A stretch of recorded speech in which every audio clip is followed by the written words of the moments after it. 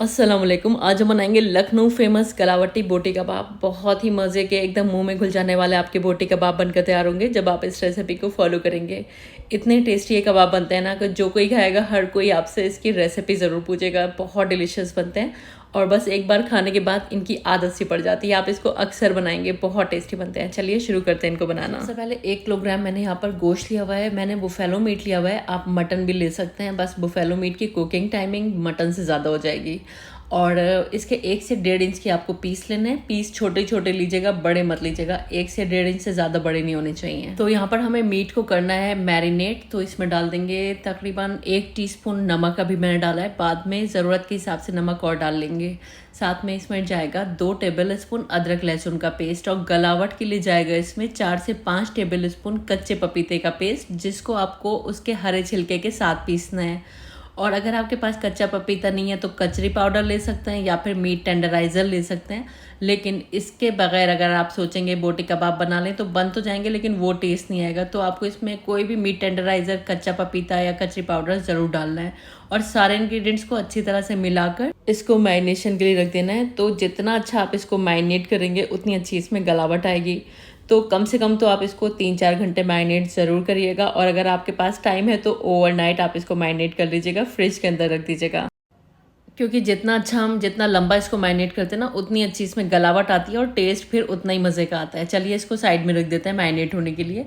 इधर कुछ मसाले लेने हैं। इसमें 2 टीस्पून सौंफ है, 2 टीस्पून साबुत धनिया, 1 टीस्पून ज़ीरा, बड़ी इलायची के सिर्फ बीज लिए मैंने, 1 बड़ी इलायची है ये, 4 से 5 लौंग हैं और आधा टीस्पून के करीब काली मिर्च है। और साथ साथ छोटी इलायची आधा टुकड़ा मैंने यहाँ पर जावित्री का लिया है। और 1 से 1.5 इंच का टुकड़ा लेंगे दालचीनी का। इसके अलावा हमें चाहिए 2 टेबल स्पून नारियल का पाउडर, 2 टीस्पून लेंगे खसखस और 10 से 12 काजू, 10 से 12 बादाम। अगर खसखस नहीं है तो खसखस को आप स्किप कर सकते हैं, लेकिन काजू, बादाम और नारियल का इस्तेमाल ज़रूर करना है। चलिए अब एक पैन ले लेते हैं और जो हमने साबुत खड़े मसाले लिए हैं ना, इनको हमें हल्का सा ड्राई रोस्ट करना है। बस इनका मॉइस्चर निकल जाए इतना ही ड्राई रोस्ट करेंगे, बहुत ज़्यादा कलर नहीं बदलेंगे। जब मसाले ड्राई रोस्ट हो जाएंगे इनको हमें एक प्लेट के अंदर ट्रांसफ़र कर लेना है, जिससे ये थोड़े ठंडे हो जाएंगे। और जब ठंडे हो जाएंगे तब हम इसको पीस लेंगे। तो चलिए अभी इसको थोड़ा सा ठंडा करके पीस लेते हैं। तो मैंने इसको मिक्सी के जार में ट्रांसफ़र कर दिया। इसी के साथ जो काजू और बादाम वगैरह लिए हैं वो भी मैंने साथ में ही पीस लिए, लेकिन मैं आपको रिकमेंड करूँगी आप इनको बाद में पीसिएगा, मतलब दोनों को अलग अलग पीस लीजिएगा। क्योंकि ये ड्राई फ्रूट्स थोड़ा सा तेल रिलीज़ कर देते हैं तो पीसने में थोड़ी सी दुश्वारी आती है। वैसे एक साथ भी पीस सकते हैं, कोई मसला नहीं है। तो ये हमारे मसाले पीस गए। अब 2 टेबल स्पून ले लेंगे हम भुने हुए चने, या फिर आप बेसन ले लीजिएगा हल्का सा रोस्ट करके। और भुने हुए चने को हमें बस पाउडर बना लेना है। इस तरह से पाउडर बनाकर इसको भी साइड में रख देंगे। अगर भुने चने नहीं है तो बेसन को भूनकर इस्तेमाल किया जा सकता है। अब तकरीबन 3/4 कप ले लेंगे तली हुई प्याज। 150 से 200 ग्राम प्याज को गोल्डन फ्राई कर लीजिएगा, या फिर आप रेडीमेड भी यूज़ कर सकते हैं। और 1 कप के करीब इसमें दही डाल देंगे, तकरीबन 200 ग्राम इसमें दही डालेंगे। दही बहुत ज़्यादा खट्टा नहीं है। और अब इसको ग्राइंड कर लेते हैं। तो यहाँ पर प्याज और दही भी ग्राइंड हो चुके हैं, तो चलिए इनको भी साइड में रख देते हैं। चलिए अब इसको पकाना शुरू करते हैं। पैन ले लेंगे, आधा कप के करीब तेल गरम करके इसमें 2 तेज़पत्ते डाल देंगे। और अब हम डाल देंगे इसमें मैरिनेटेड मीट। तो मीट मेरा बहुत अच्छे से मैरिनेटेड है, ओवरनाइट मैंने इसको फ्रिज में रख दिया था। तो इससे क्या होता है, जो हमने पपीता लगाया ना इसमें गलावट आ जाती है और बोटियों के अंदर बड़ा अच्छा गलावट का टेस्ट आता है। तो पपीता लगाकर मैरिनेट आपको ज़रूर करना है, इस बात का ध्यान रखिएगा। थोड़ा सा मैंने इसको फ्राई किया 1 से 1.5 मिनट। अब हम डाल देंगे इसमें लाल मिर्च का पाउडर, कश्मीरी लाल मिर्च और नमक। तो लाल मिर्च मैंने डाली है इसमें 1.5 टीस्पून के करीब, 2 टीस्पून कश्मीरी लाल मिर्च डाली है और बस आधा टीस्पून नमक डाला है, क्योंकि पहले भी मैरिनेशन में मैं नमक इस्तेमाल कर चुकी हूँ। अब थोड़ा सा इसको भून लेते हैं। जब यहाँ पर आपका जो मीट है ना थोड़ा सा भुन जाए तो हमने दही और प्याज के साथ जो पेस्ट बनाया ना, वो पेस्ट हमें इसके अंदर डाल देना है। और बस थोड़ा सा भूनना है इस पेस्ट के साथ भी। जैसे ही आप ये पेस्ट डालेंगे ना, दही की वजह से इसमें काफ़ी पानी रिलीज़ होने लगेगा। तो बस इसी पानी के साथ हम इसको गलाएंगे। तो बस मैंने इसको थोड़ा सा भूना था 3-4 मिनट। और अब हम इसमें 1 कप के करीब पानी डाल देंगे। तो मिक्सी के जार को मैंने खंगाल दिया था, उसमें काफ़ी प्याज और दही का पेस्ट लगा हुआ था। 1 कप पानी डालकर इसको हम ढक देंगे। और अब हमें इसको पकाना है एकदम धीमी आंच पर। क्योंकि मैंने बुफेलो मीट लिया है, ये पकने में थोड़ा वक्त लेता है, तो 1 से सवा घंटा आपको इसको पकाना है। अगर आपने मटन लिया है तो 40 मिनट सफिशिएंट रहेगा मेरे ख्याल से। वैसे गोश्त के ऊपर भी डिपेंड करता है, अगर छोटा जानवर है तो जल्दी गल जाता है, बड़ा है तो वक्त लगता है।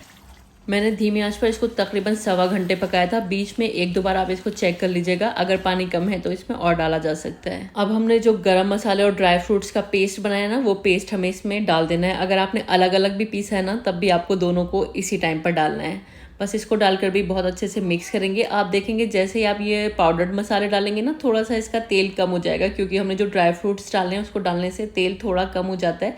लेकिन कोई बात नहीं, थोड़ी देर में तेल फिर से आ जाएगा सरफेस पर। इसी के साथ 2 टेबल स्पून भुने हुए चने का पाउडर भी हमें इसी टाइम पर डाल देना है। इसकी मिक्सिंग कर देनी है और अब हम इसको थोड़ा सा और पकाएंगे। तो इसमें तकरीबन मैं 1 कप पानी डाल रही हूँ। पानी डालकर हम इसको मिक्स करेंगे और इसको ढक देंगे और दोबारा से इसको 20 से 25 मिनट के लिए एकदम धीमी आंच पर पकाएंगे। लेकिन अब जो है ना, आपको इस पर ज़्यादा नज़र रखनी है, क्योंकि आपने इसमें ड्राई फ्रूट्स डाल दिए हैं और ड्राई फ्रूट्स नीचे लग सकते हैं। तो बीच बीच में आपको इसको 5-7 मिनट के बाद स्टर करते रहना होगा। तो तकरीबन एकदम लो फ्लेम पर मैंने 20 मिनट इसको पकाया था। टोटल जो इसकी कुकिंग थी ना, 1.5 घंटा थी। 1.25 घंटा मैंने इसको पहले पकाया था और 20-25 मिनट अभी पका लिया। अब मैं इसमें डाल रही हूँ 1 टीस्पून के करीब केवड़ा वाटर। अच्छी खुशबू आती है, लेकिन नहीं पसंद तो स्किप भी आप कर सकते हैं। और इसको मिक्स देंगे। यहाँ पर हमारे बहुत ही मज़ेदार बोटी कबाब बनकर तैयार है। और अब हम डाल देंगे इसमें हरे धनिया के पत्ते और बारीक कटी हुई हरी मिर्च भी आप इसमें डाल सकते हैं। और बस गैस ऑफ करके ना 5-7 मिनट के लिए आप इसको ऐसे ही छोड़ दीजिएगा। उसके बाद आप इसको सर्व कीजिएगा, क्योंकि इससे जो ऑयल वगैरह ना खूब अच्छे से सरफेस पर आ जाता है। तो 5-7 मिनट मैंने इसको छोड़ दिया था। और अब हम इसको एक ट्विस्ट देंगे, जिससे कि इसका टेस्ट और भी ज़्यादा इन्हांस हो जाएगा। तो बीच में एक कटोरी रखकर इस पर एक जला हुआ कोयला रख दीजिएगा और थोड़ा सा तेल डालकर इसको ढक दीजिएगा। 4-5 मिनट इसको ऐसे ही छोड़ दीजिएगा।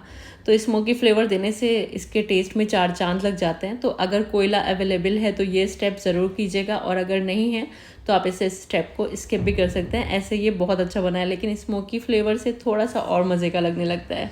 और बस जब इसको आप स्मोकी फ्लेवर दे दें तो एक जेंटल मिक्स दे दें इस तरह से। और यहाँ पर सुपर डिलीशियस, बहुत टेस्टी आपके बोटी कबाब बनकर तैयार हैं। और आप देख सकते हैं कितने ज़बरदस्त ये बनकर तैयार हुए हैं। बहुत ही टेस्टी हैं। और बोटी जो है ना, मुंह में जाकर घुल सी जाती है, क्योंकि हमने इसमें गलावट लगाई हुई है ना, तो इसीलिए ये बेहतरीन से गलावटी बोटी कबाब है। एक बार बनाकर देखिए, आपको बहुत पसंद आने वाला है। बहुत ही टेस्टी डिश है। घर में कोई दावत वगैरह है ना, तो आप इसको ज़रूर बनाइए। मेहमान जो है ना, आपसे एकदम इम्प्रेस हो जाएंगे। घर वालों को बनाकर खिलाइए, हर कोई आपकी तारीफ़ों के पुल बांधने वाला है। ये इतने टेस्टी बनते हैं।